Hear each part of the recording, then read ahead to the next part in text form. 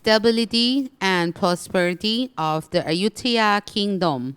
The Ayutthaya kingdom established itself as the new Mandala center power and rapidly spread its power because of the positive geographical factors which were beneficial for the welfare and well-being of its subjects. The advantageous location made it the hub for trade and transportation. The social and cultural factors helped to strengthen the kingdom of Ayutthaya. Therefore, it was able to control all nearby states. Since it was a skilled and prosperous kingdom, Ayutthaya became one of the most important kingdoms in the Southeast Asian region. In addition to geographical, social, and cultural factors that had been mentioned earlier, there are other additional factors that contributed to the growth of the kingdom. 1. The institution of the monarchy.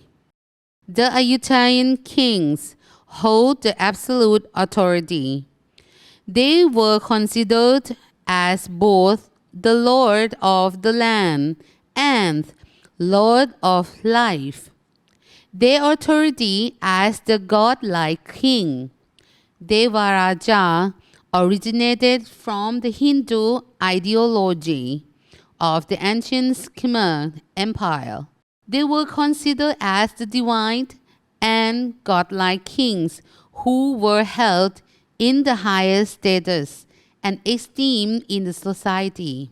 Thus, they had to live in lavish and heavenly palaces and must be addressed to in special royal terminology. To heighten the manifestation of a deity, the ceremonies such as the royal water consecration ceremony were widely practiced. Even the costumes, jewelries, accessories, and utensils were made from more valuable materials that were not allowed to be used by common people.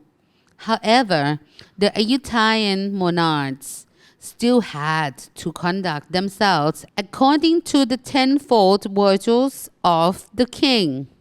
Desavata, Rajathamma, or Rajathamma 10, and the 12-fold Chakravati Vata. The kings of the Ayutthaya kingdom played a role as both rulers and leaders of the huge community. They protected their subjects, organized the central administration, and set the laws. They also supported domestic and foreign trades. The king enshrined the beliefs of Buddhism. They built and restored temples, monasteries, other religious sites, and religious objects in order to promote arts and culture. They made the temples the center of all social activities and the heart and soul of their subjects.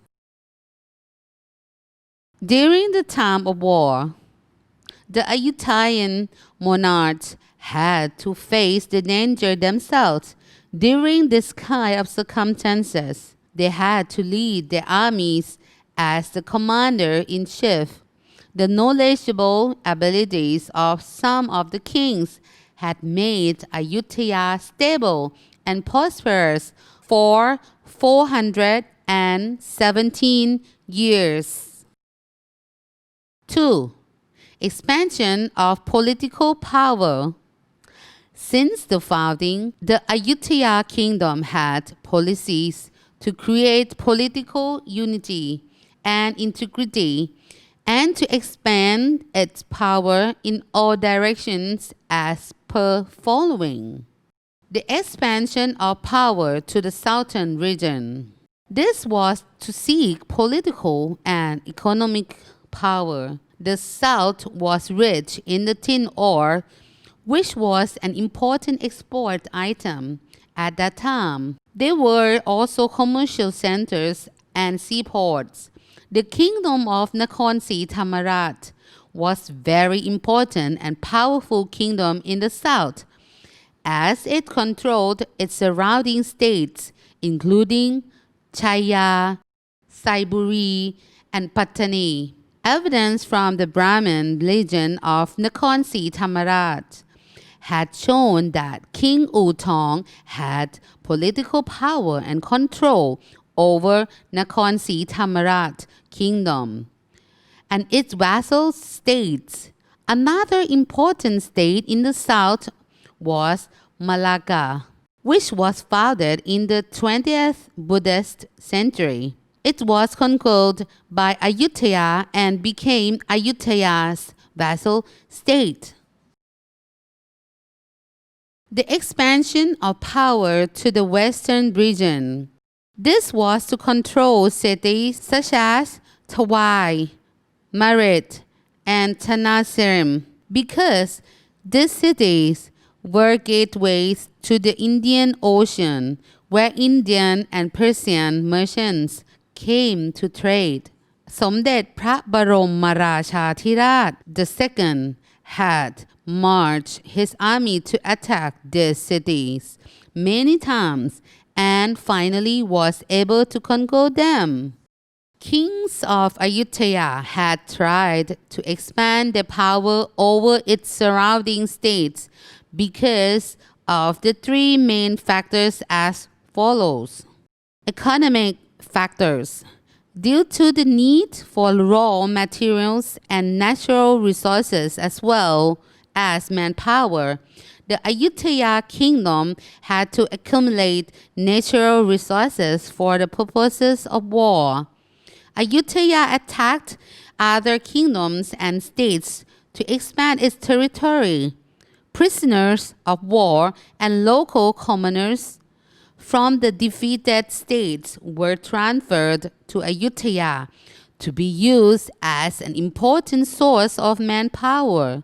Moreover, it was important that Ayutthaya controlled trading routes to the west, such as Tawai, Merit, and Tenasserim, as well as the southern routes covering the Malay Peninsula, Nakhon Si Thammarat, and Malacca for the benefits of its interregional trades.